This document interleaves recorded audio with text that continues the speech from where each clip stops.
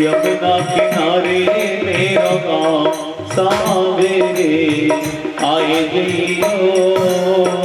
यमुना किनारे मेरो गाँव सावेरे आए जइयो। यमुना किनारे मेरो गाँव सावेरे आए जइयो।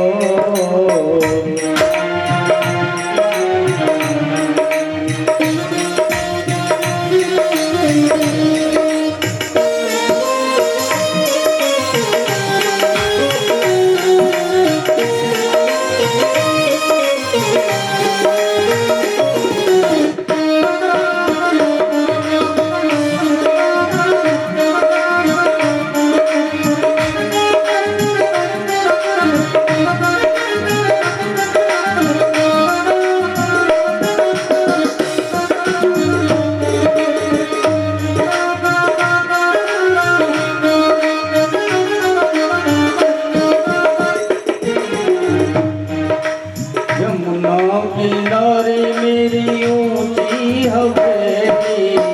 यमुना किनारे मेरी ऊंची हवेली।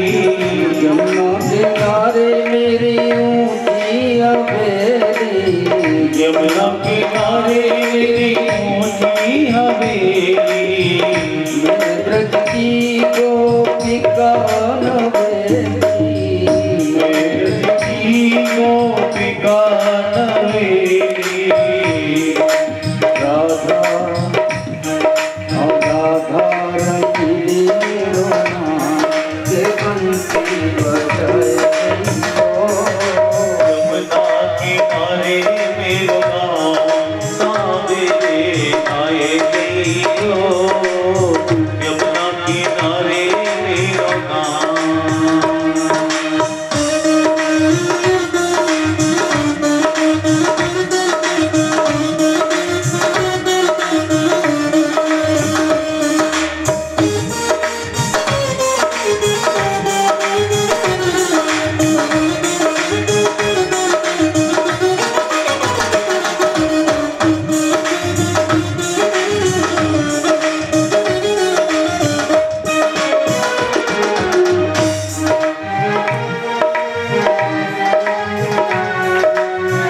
खस खस को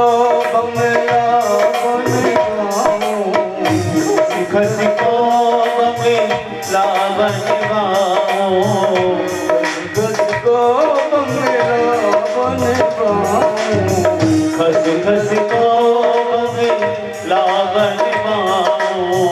चुन चुन कलियन से जिद चाओ। चुन चुन कलियन से जिद चाओ। धीरे धीरे धीरे धीरे गाऊं तेरे पाँव प्रेम रस जइयो। धीरे धीरे गाऊं तेरे पाँव प्रेम रस भरे सइयो। हमारे मेरो गाँव सावेरे आए जइयो। यमुना किनारे मेरो गाँव सावेरे आए जइयो।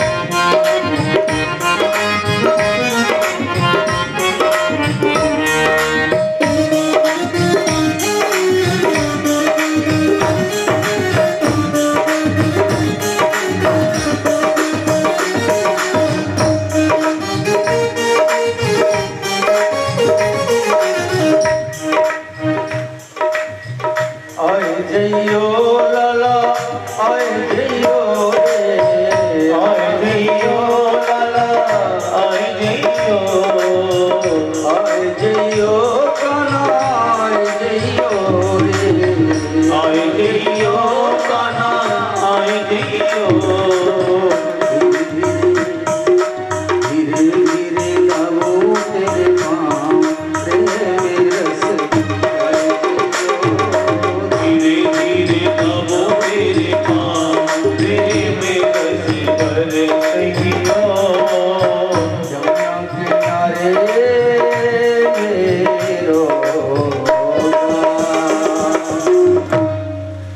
भेद करके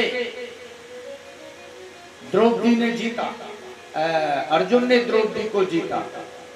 पर जब उसको वहां लाए तो माता कुंती अंदर रसोई में अपना कुछ काम कर रही थी, तो वहां आवाज लगाई और जो भाई थे वो अपने और काम में व्यस्त थे।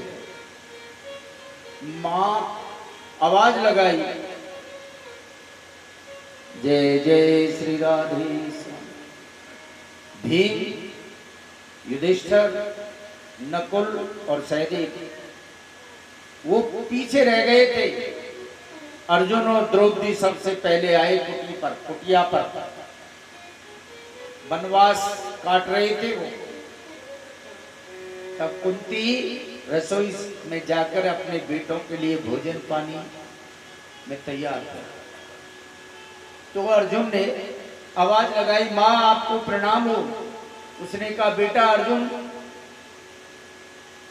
आनंद करो, शतायु हो दीर्घायु हो। मां देखिए, मैं एक बहुत सुंदर आपके लिए एक बहुत सुंदर वस्तु लाया हूं। मां हंस गई। उन्होंने कहा, बेटा लाए हो तो क्या हुआ, पांचों भाई मिल बांट करके अपने पास रखो, मैं तो क्या करूं। उसने कहा, मां जरा बाहर तो आओ। बाहर आया तो द्रुपद सुता द्रौपदी रूप गुण और लावण्यता का साक्षात प्रतिमान थी। मां ने उसको देखते ही लज्जित हो गई। कुंती, ये तुमने क्या क्या किया कि पांचों भाई अपने लिए रखो। जीवन में एक बार भी झूठ नहीं बोला था कुंती ने, इसलिए झूठ नहीं बोला तो वो जवान से जो कहती वो बात पूरी होती थी।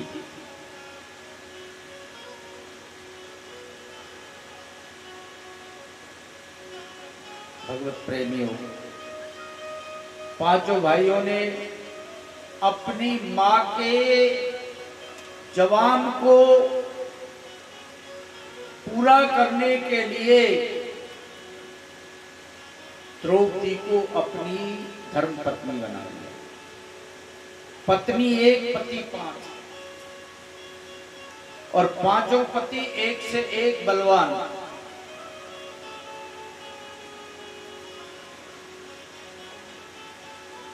ओम नमो भगवते वासुदेवाय।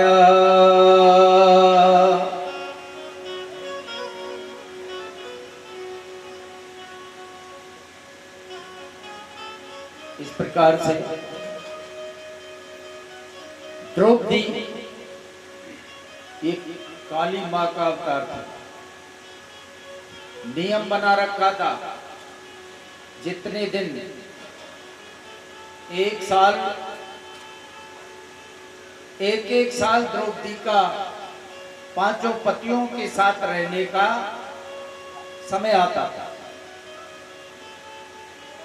द्रौपदी जब अंदर होती और बाहर जब किसी के चरण पाद का बाहर उतरी रहती तो कोई भीतर उसमें अंदर नहीं जा सकता था। पर एक बार अर्जुन अपने चरण पाद का उपान है जूतों सहित द्रौपदी के अंदर महल में प्रवेश कर गए। नियम ये था कि उतार के जाओ,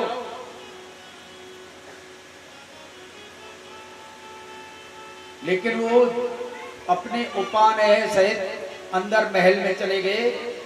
तब उस समय महाराज युधिष्ठिर उस महल में प्रवेश कर गए। वहां देखा तो अर्जुन द्रौपदी जी के चरण दबा रहा था।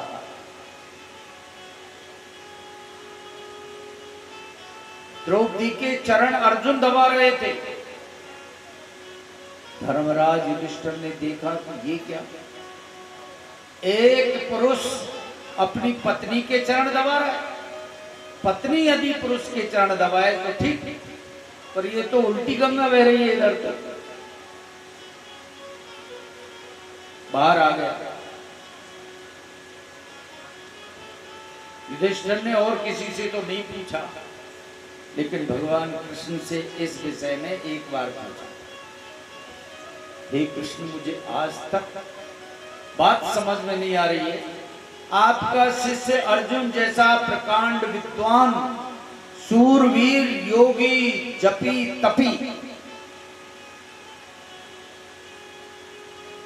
द्रौपदी के पैर कैसे दबा सकता है? उसने द्रौपदी के पैर क्यों दबाए? तब भगवान कृष्ण ने बताया कि हे धर्मराज, चूंकि अर्जुन वास्तविक रहस्य को जानता है, द्रौपदी के रहस्य को, ये द्रौपदी काली का अवतार है, ये खप्पर भर के रक्त पीने आई है, इसको नाराज नहीं किया जा सकता। देवी को प्रसन्न करके रखोगे तो ही पांडव सुरक्षित रहेंगे, अन्यथा कौरवों का तो सारा रक्त इस रणांगण में, इस महाभारत की युद्ध भूमि में सब जगह द्रौपदी ही दिखाई देगी। जितने भी योद्धा मारे जाएंगे, उनके शरीर से निकलने वाले सारे खून को ये द्रौपदी अपने खप्पर में भर के पान करने वाले हैं। जय जय श्री राधे।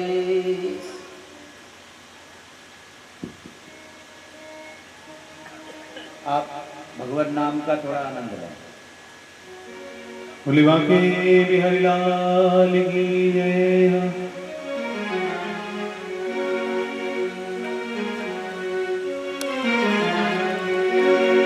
बंसी बजाए गयो श्याम मेरी, ओसे नैना मिलाए के। बंसी बजाए गयो श्याम मेरी, ओसे नैना मिलाए के। नैना मिलाए के, ओसे नैना मिलाए के। नैना मिलाए के, ओसे नैना मिलाए के। दिल में समाए गयो श्याम मेरी, ओसे नैना मिलाए के।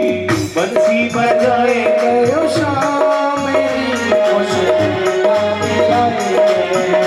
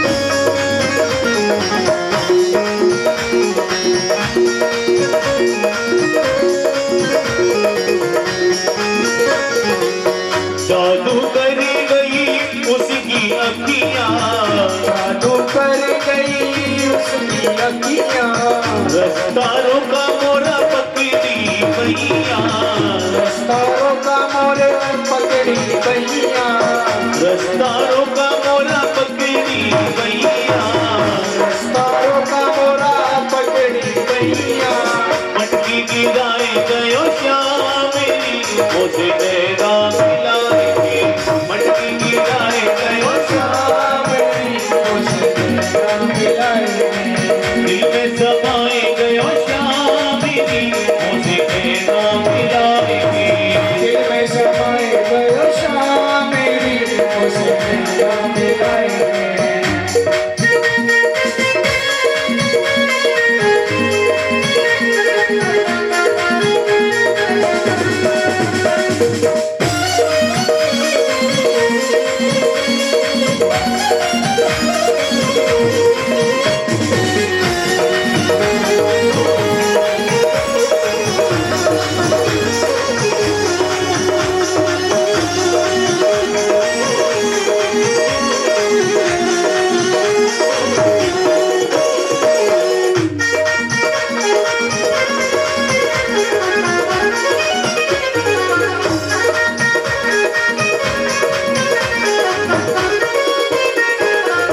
लूटा मोर मुकुट की छटाने, लूटा मोर मुकुट की छटाने, लूटा मोर मुकुट की छटाने, लूटा मोर मुकुट की छटाने, उनकी शोकी इंद्र घटाने, उनकी शोधी इंद्र घटाने, उनकी शोकी इंद्र घटाने, उनकी शोधी इंद्र घटाने, तीर जलाए गयो श्यामिनी मुझे नैना मिलाएगी, तीर जलाए गयो ओ शाम मेरी मुझे तेरा मिलाएगी, दिल में समाए गयो श्यामिनी मुझे नैना मिलाएगी, मटकी गिराए गयो श्यामिनी मुझे नैना मिलाएगी, बंसी बजाए गयो श्यामिनी मुझे नैना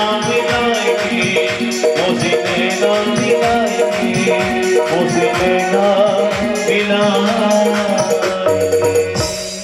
बोले वृंदावन वाके बिहारी लाल की जय, जय श्री राधेश।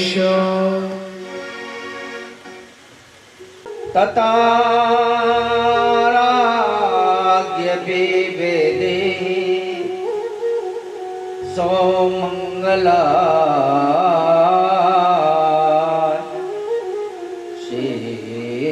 शेषिताम् ओम नमो भगवते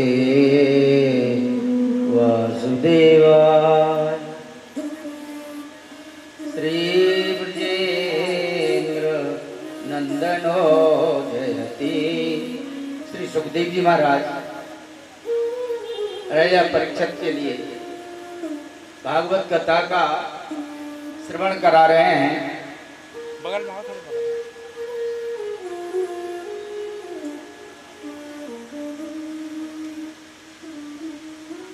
आज उनका 5वां दिन है।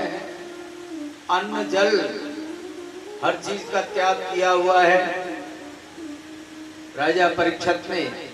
अब अपनी सांस का एक एक सांस भगवान का नाम और भगवान के जप में ही बिताना चाह रहे हैं। नमो भगवते वासुदेवाय। श्री ब्रजेंद्र नंदनो जयति।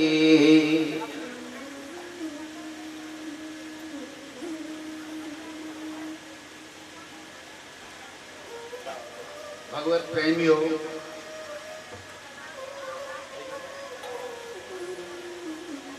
कल आप सूर्यवंश का पुरंजन पैदा हुआ था और इसी वंश में अनैना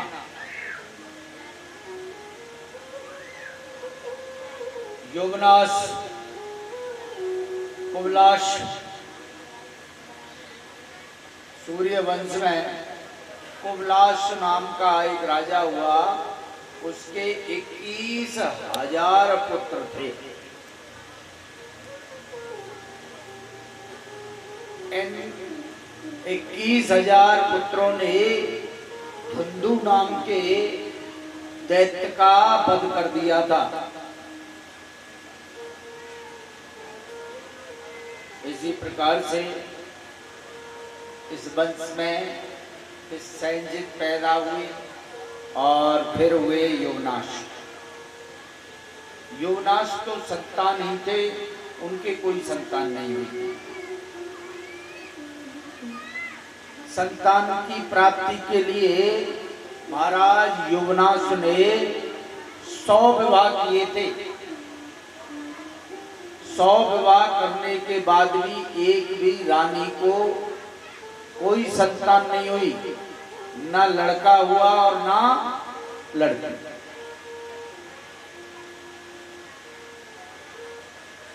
तब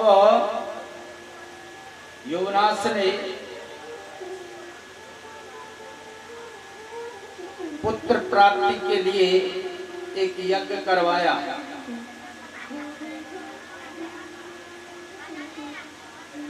ऋषियों ने उस यज्ञ को किया। महाराज योगनाश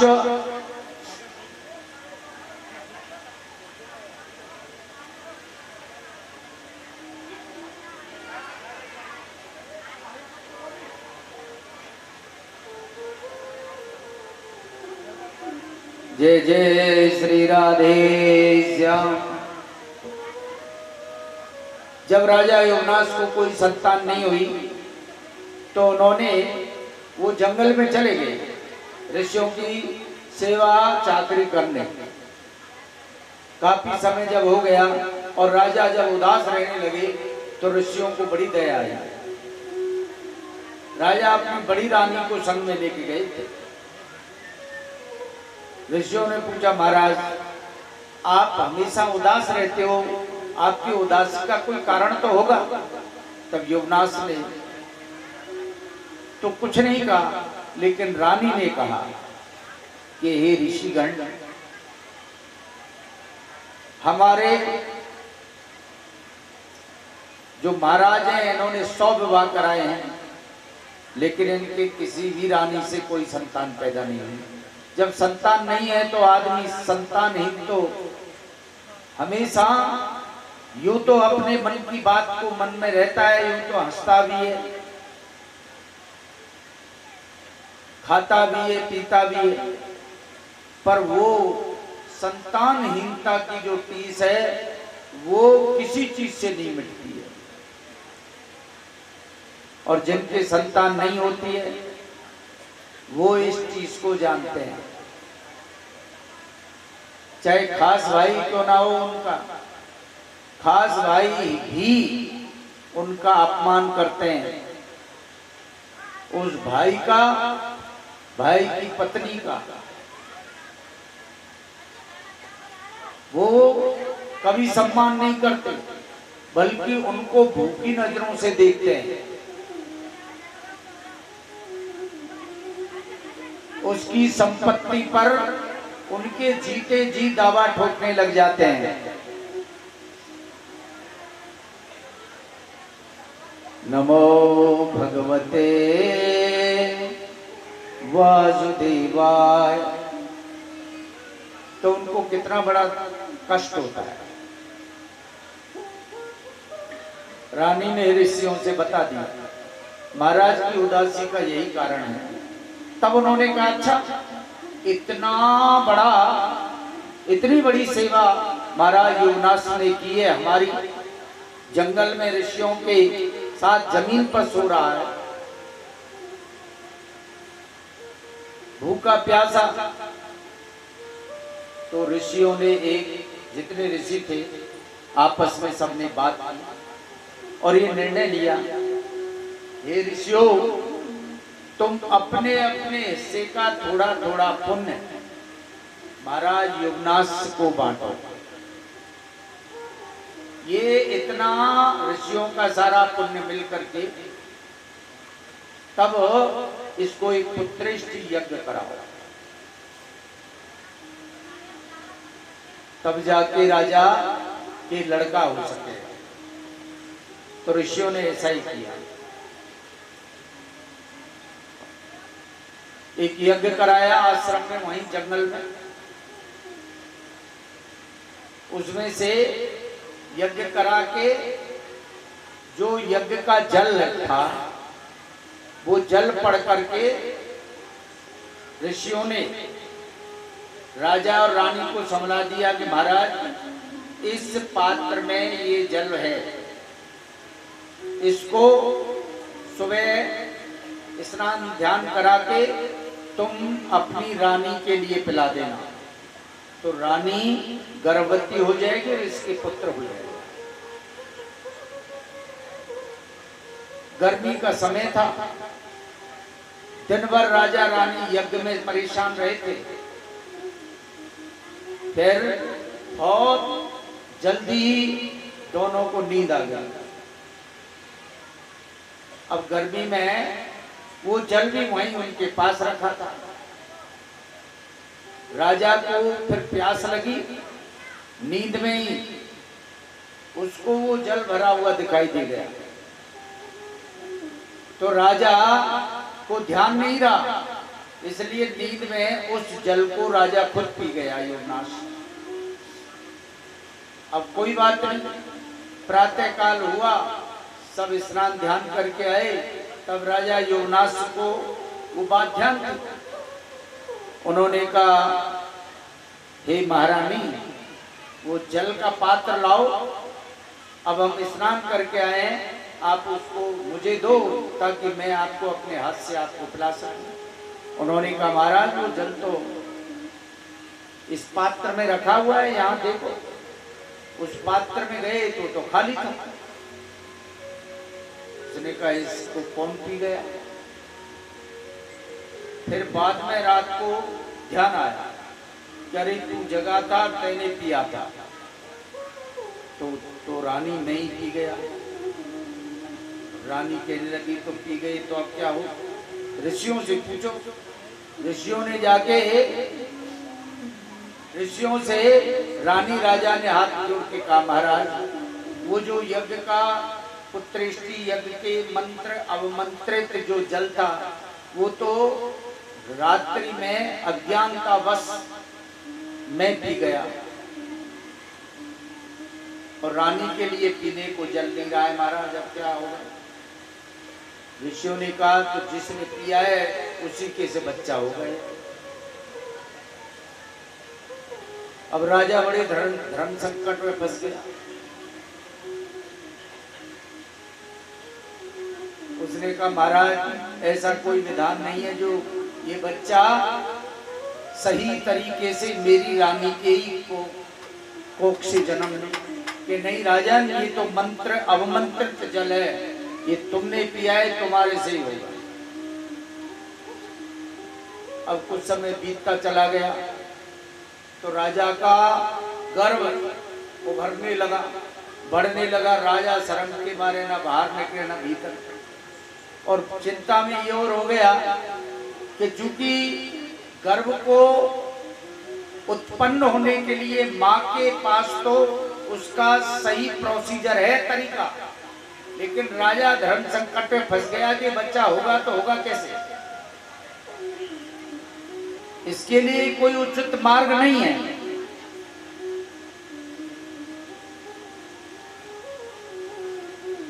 दस महीने हो गए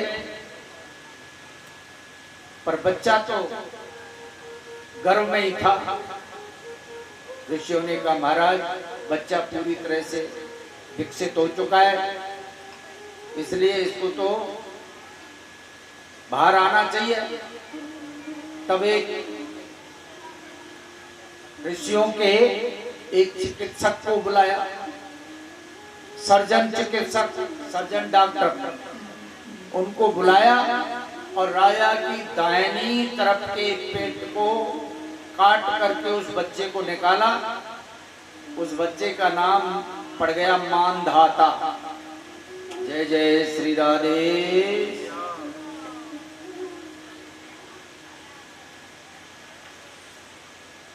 ये सूर्य वंश में मानधाता राजा का बहुत बड़ा नाम है। इस प्रकार से इसी सूर्य वंश में अब मानधाता के विवाह हुआ। मानधाता के लड़के तो हुए, लेकिन इनके 50 लड़की भी हुई।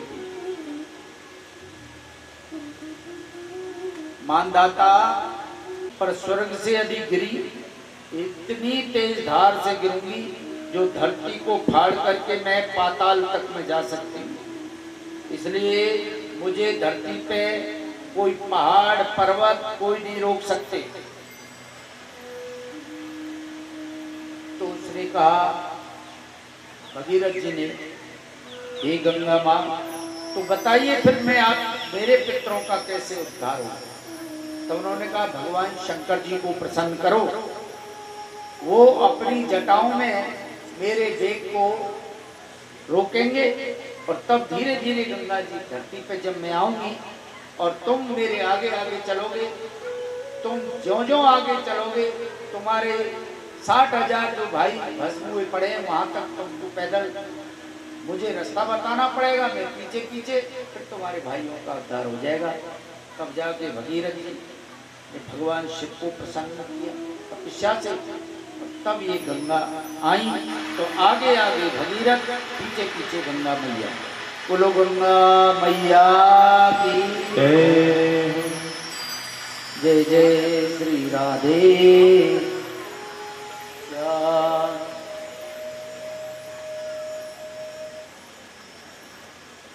तेरा पानी अमृत झरझर बहता जाए, युग युग से इस देश की माटी तुझसे जीवन पाए। गंगा तेरा पानी अमृत झरझर बहता जाए, युग युग से इस देश की माटी तुझसे जीवन पाए। गंगा तेरा पानी अमृत।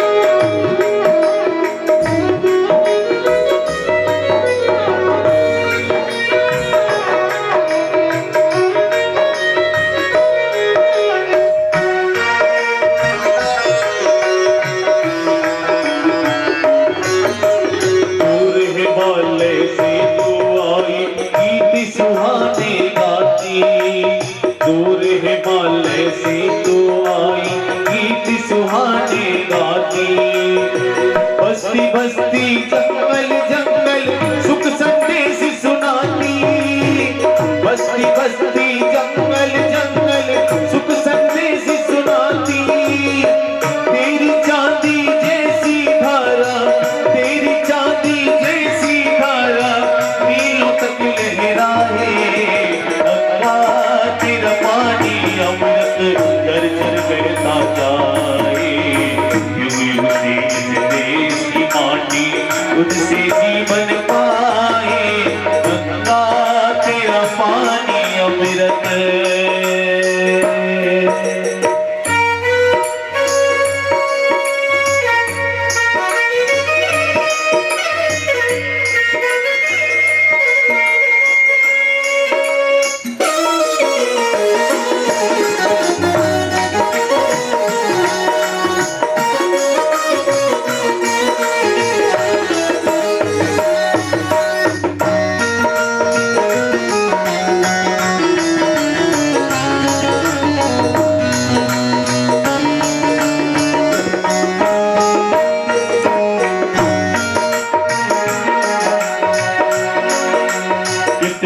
सूरज उभरे डूबे गंगा तेरे द्वारे, कितने सूरज उभरे डूबे गंगा तेरे द्वारे। युगों युगों युगों की कथा सुनाए तेरे बहते धारे, युगों युगों की कथा सुनाए तेरे बहते धारे।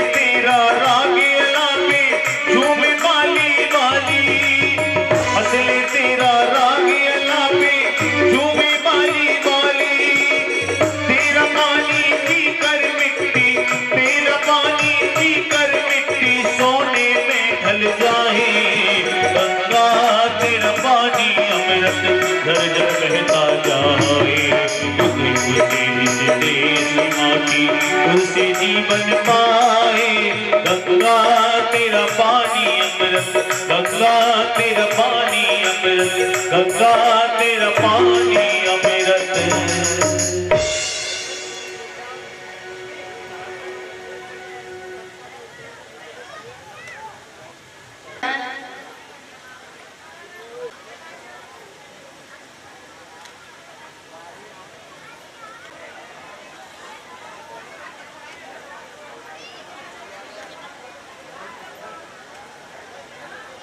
सही दिन के 12 बजने का समय हुआ तो भगवान श्री सूर्य की साक्षी में जगतपति भगवान श्री रामचंद्र महाराज दशरथ की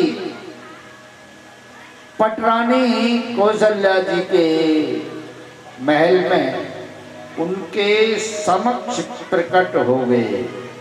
बोलिए रामचंद्र भगवान की जय। अब आप थोड़ा इनको भुजगेन्द्र सदा वसंतम विद्यारविंदे भवं भवानी शरणं नमामि। नीलांबुज श्यामल कोमलांगं सीता समारोपितवां भागं पाणौ वासायतु चारुचापं नमामि रामं रघुवंशनाथं। भये प्रगटे कृपाला दीन दयाला कौसल्या हितकारी हर्षित तारे मुन जन आए रूप विचार बोलो धन अभिरामा तनु घनश्यामा निज आयुध भुज चारी भूषण बनमाला नयन विशाला शोभा सिंधु धराई जय हर जोड़ी अच्युत जोड़ी तेज करो अनंता माया गुनो ज्ञाना कीते अपार वेद पुराण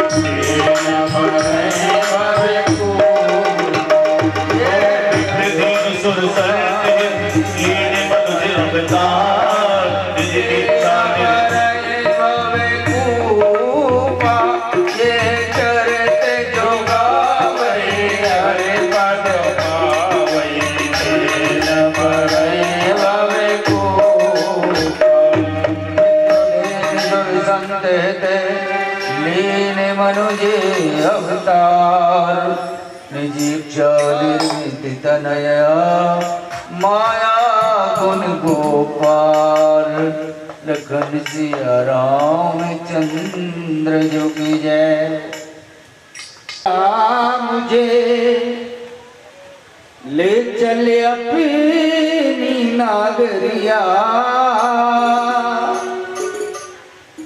अवध बिहारी सांवरिया मुझे ले चले अपनी नागरिया अवध बिहारी सांवरिया अवध बिहारी सांवरिया।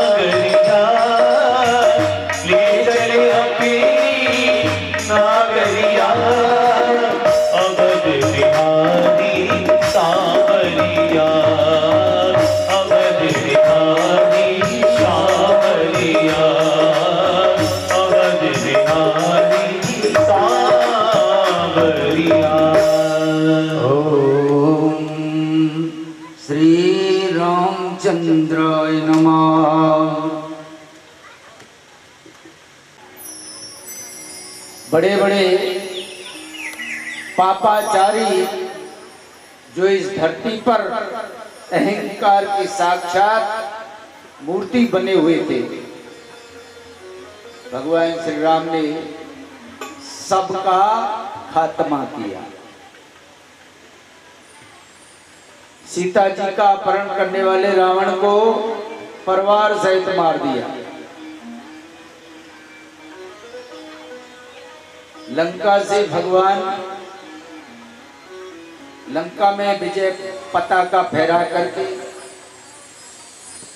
सीता जी को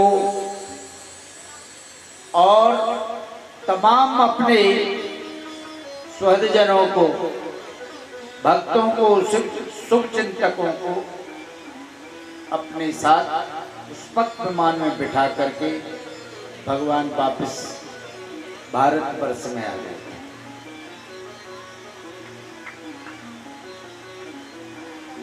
नमो भगवते वासुदेवाय श्री ब्रजेंद्र नंदनो जयति।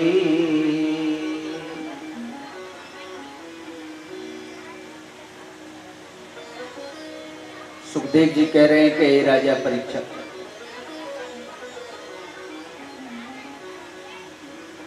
हनुमान जी ने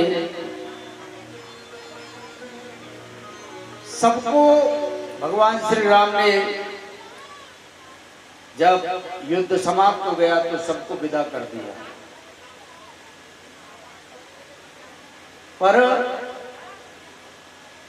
हनुमान जी को विदा नहीं किया। क्यों नहीं किया? सबके तो घर थे, लेकिन हनुमान जी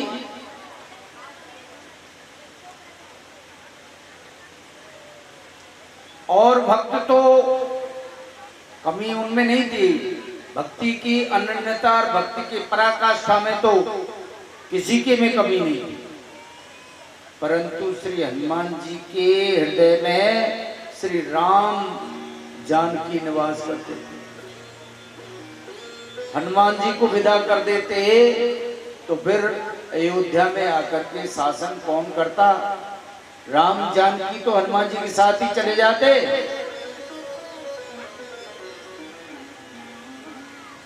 हनुमान जी ने जो युद्ध किया, भरत जी को हनुमान जी के वीरता की बड़ी बड़ी कहानी सुना।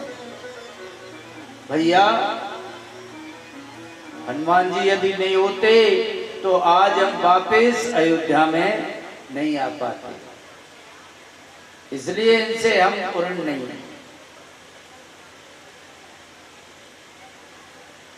जय जय श्री राधेश्याम।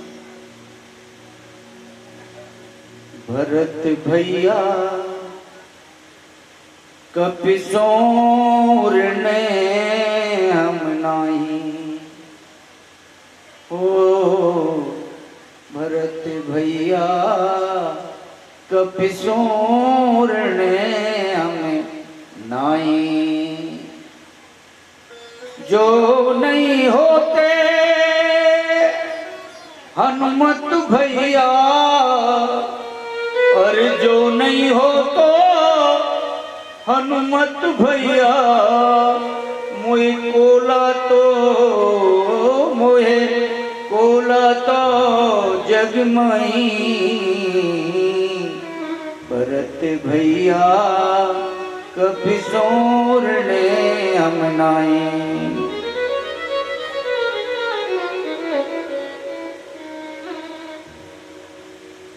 हमें तो पाताल लोक में ले गए राक्षस बलि चढ़ाने के लिए, लेकिन हनुमान जी ने जाकर के उनको पाताल में मार करके हमको वापस जिंदा ले आए थे। प्रेम से बुलाइए रामचंद्र भगवान की, श्री हनुमान जी महाराज की। ओम नमो भगवते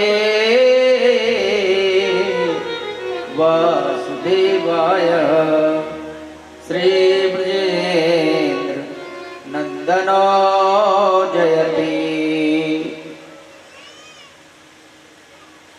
हनुमान जी के ऐसा नहीं है अकेले हनुमान जी ने ही लड़ाई लड़ी हो, हनुमान जी के और भाई भी गए थे।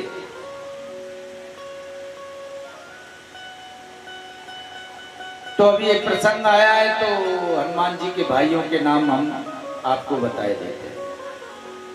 बोलिए हनुमान जी महाराज की जय। मतिमान, श्रुतिमान, केतुमान, गतिमान,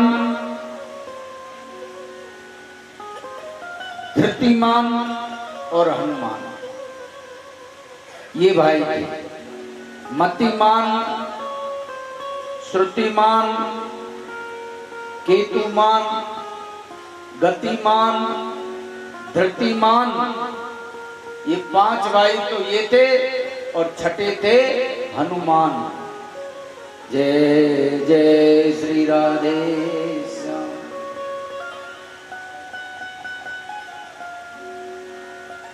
सब भाइयों का विवाह हो गया था, लेकिन हनुमान जी ने विवाह नहीं।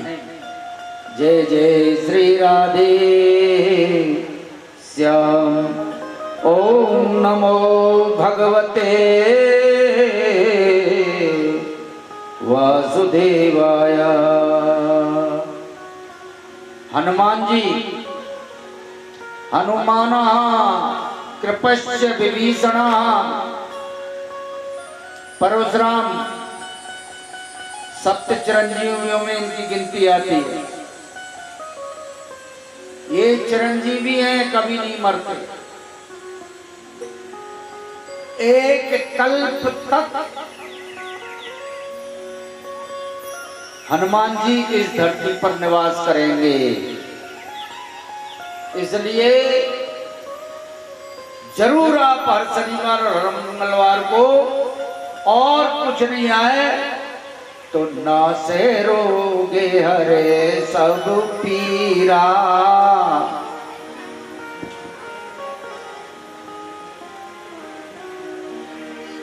नासे रोगे हरे सब पीरा, नासे रोगे हरे सब पीरा, जो सुमिरे हनुमत बलबीरा, जो सुमिरे हनुमत बलबीरा। जय जय जय हनुमान गोसाई, जय जय जय हनुमान गोसाई। कृपा करो गुरुदेव की नाई, कृपा करो गुरुदेव की नाई। ये सतबार पाठ करे सोई, जो सतबार पाठ करे कोई, छूटे बंद महासुखी होई। झूठ ही बनती महासुख होई।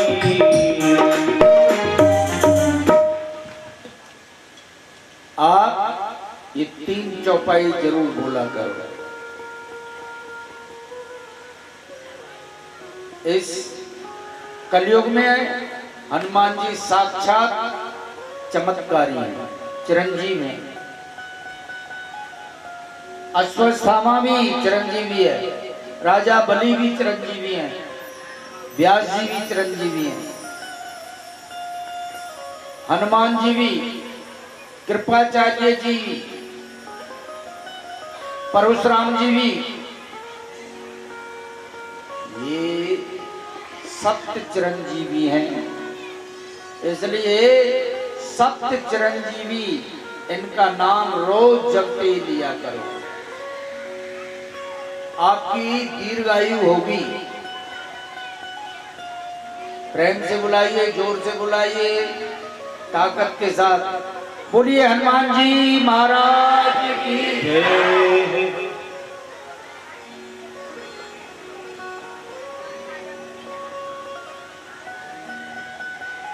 जय जय श्री राधे श्याम। नमो भगवते वासुदेवाय। श्री ब्रजेन्द्र नंदनो जयति। अब हनुमान जी के बारे में तो हम ज्यादा आपको कुछ नहीं ज्यादा नहीं बता सकते, पर इनकी माँ जो थी हनुमान जी की, अंजनी देवी, ये कुंजर नाम के बानर की पुत्री थी।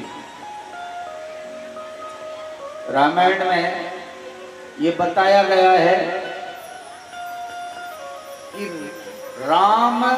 रावण युद्ध में हनुमान जी के सहित सभी भाइयों ने युद्ध में भाग लिया था। हनुमान जी के पिता केसरी हैं, वो भी बानर कुल से आते हैं। नमो भगवते वासुदेवाय। तो हनुमान जी के द्वारा रावण के कई बेटे तो हनुमान जी के द्वारा ही मार दिए गए। देखिए, रावण की जो मुख्य पट्टाभिमहसी जो पटरानी थी, वो तो आप सब जानते हैं, मंदोदरी। पर इसकी और भी उपपत्नियां थी रावण की, उनके भी अलग अलग 7 बेटे थे। तो मंदोदरी के तो 2 बेटे थे, सब जानते हैं, मेघनाथ और अक्षय कुमार। अक्षय कुमार को हनुमान जी ने ही सिद्ध श्री गणेश किया था लंका में। ये मंदोदरी का ही पुत्र था। इसके बाद रावण की एक दूसरी रानी थी जिसका नाम था धन्यमालिनी। तो इस